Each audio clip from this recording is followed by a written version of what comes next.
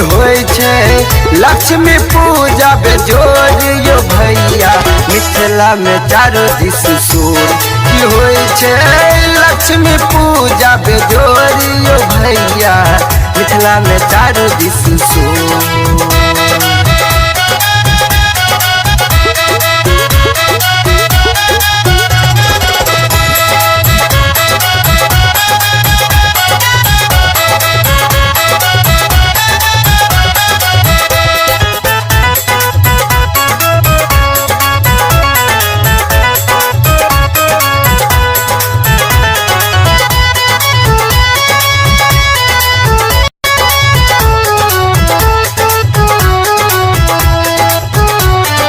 मिथिला नगरी में यम सम गाम बाबा विश्वेश्वर स्थान हो सूर्य उगई से पहिने जही ठाम माई को करे प्रणाम हो। मिथिला नगरी में यम सम गाम बाबा विश्वेश्वर स्थान सूर्य उगई से पहिने जही ठाम माइयक करे प्रणाम।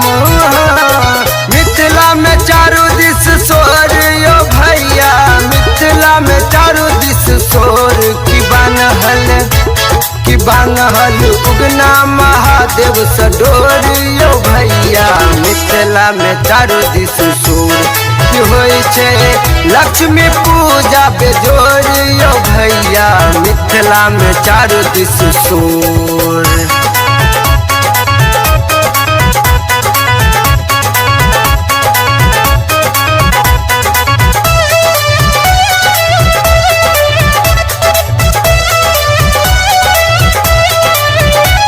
वीरेंद्र उपाध्याय के तप भूमि ई चतुश्चरण छै नाम जिनका कहला से संग आदित्य रुकला सूर्य भगवान हो। वीरेंद्र उपाध्याय के तप भूमि ई चतुश्चरण छै नाम हो जिनका कहला से संग आदित्य रुकला सूर्य भगवान हो। मिथिला में चारू दिस शोर यो भैया मिथिला में चारू दिस शोर की मारे निर्मल जल हिल कोर यो भैया मिथिला में चारू दिस शोर की होय छे लक्ष्मी पूजा बेजोर यो भैया मिथिला में चारू दिस शोर।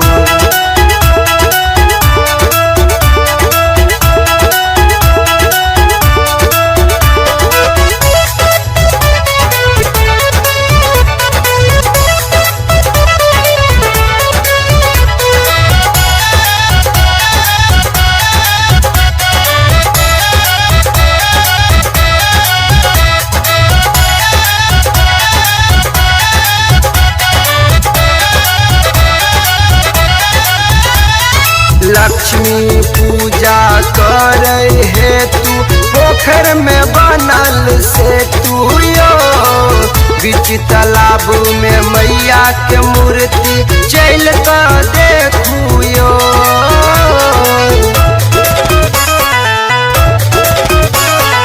लक्ष्मी पूजा करे हेतु पोखर में बनल से तू यो बीच तालाब में मैया के मूर्ति चल को देखू यो।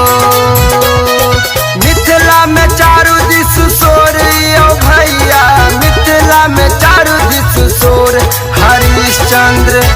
हरिश्चंद्र सुंदर लागे माँ के गोर यो भैया मिथिला में चारू दिस शोर की होय छे लक्ष्मी पूजा बेजोर यो भैया मिथिला में चारू दिस